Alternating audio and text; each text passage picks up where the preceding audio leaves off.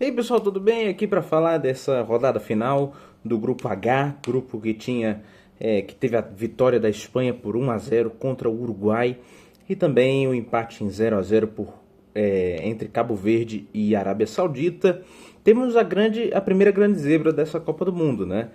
Uruguai, seleção campeã, eliminada na fase de grupos, um sorteio do grupo que deixava muito favorável para o Uruguai uma vaga entre os dois primeiros.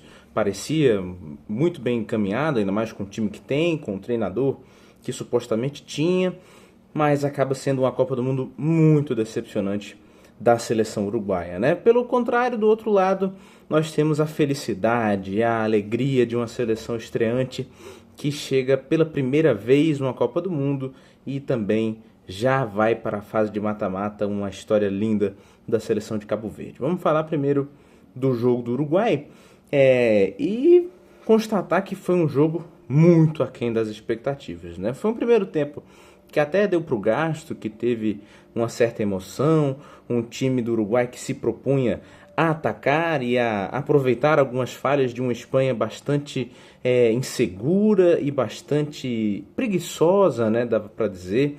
Meio campo da Espanha hoje não funcionou, teve Rodri, Pedri e Mikel Merino fazendo uma partida muito abaixo. E também uma seleção espanhola que sofreu aquela síndrome de 2022, né?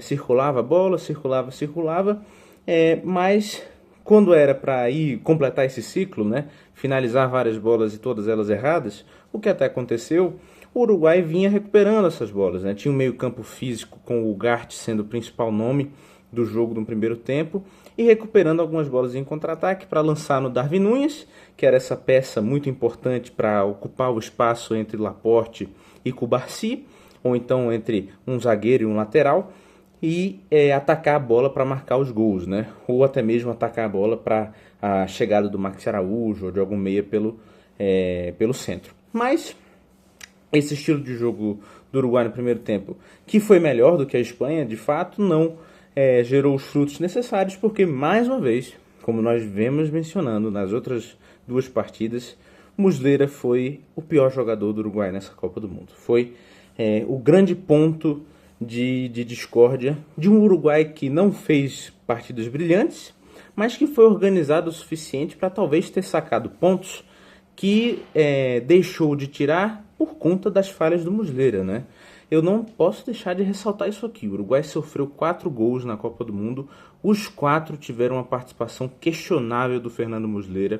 É um goleiro histórico da seleção, um goleiro que participou da campanha incrível do Uruguai em 2010, do título da Copa América em 2011, mas não dá para o Uruguai confiar mais no Muslera. É um treinador que já passou do seu melhor momento há muito tempo e já desde 2018 era um goleiro muito questionado, né? Não é um goleiro desse nível de competitividade.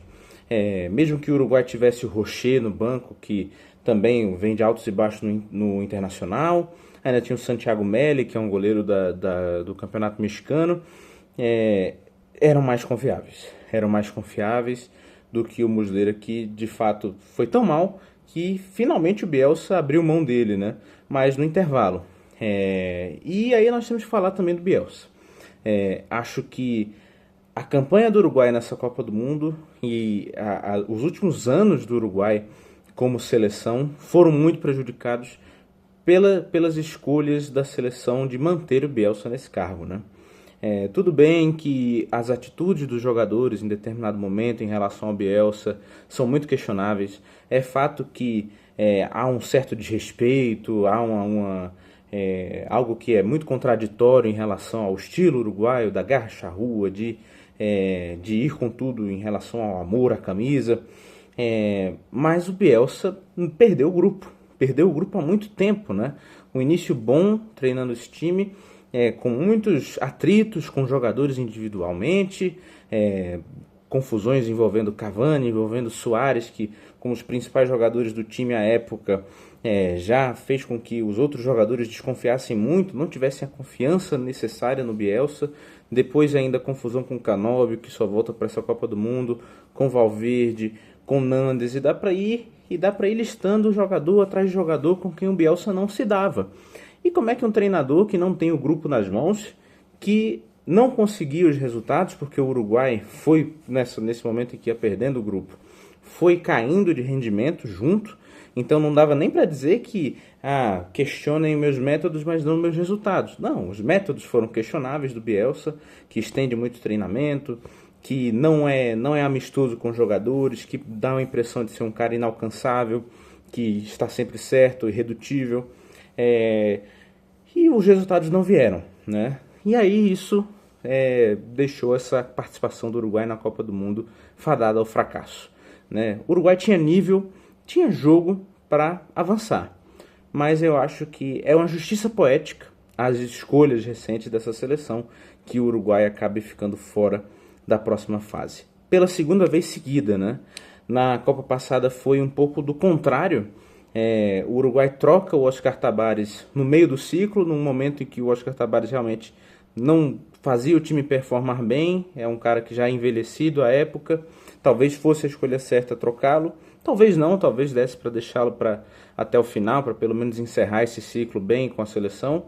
Chega o Diego Alonso em cima da hora, e em cima da hora ele não consegue formar um time competitivo. O Uruguai cai logo na primeira fase da Copa do Mundo, né? E depois, esse ano, já contrata o Bielsa logo no começo do ciclo, mantém ele o ciclo inteiro, quando talvez o correto fosse mandá-lo embora. Então, enfim, uma participação muito, muito decepcionante da seleção uruguaia, que no segundo tempo, e aí voltando deixando de falar um pouco do cenário amplo para falar do jogo em si, foi um jogo muito fraco também da Espanha, né? Há de se ressaltar, a Espanha até aqui fez um primeiro tempo muito bom contra a Arábia Saudita, e é isso. Assim, não é uma Copa convincente da Espanha até aqui, de forma alguma. É um time que deixa a desejar, principalmente no setor ofensivo. Hoje foi apenas um chute em direção ao gol, o chute do Alex Baena, que o Muslera deixou entrar de forma ridícula. E é um time que produz muito pouco, que está satisfeito com resultados que parecem, no caso de hoje, né, contra um adversário um pouco mais complicado em relação à Arábia Saudita, abdicou do jogo muito cedo, né? Escapava quase sempre pelo lado do Lamine Yamal e, além disso, não tinha criatividade alguma. Foi um jogo muito pobre em chances criadas da seleção da Espanha, na forma de chegar no ataque, também porque foi um jogo pobre principalmente do Pedri, né? Que seria o principal jogador responsável por isso. Então, assim, é um time espanhol que gera preocupações. Não entra com essa força na Copa do Mundo que a gente esperava, sendo que a Espanha era uma das principais favoritas ao título, né?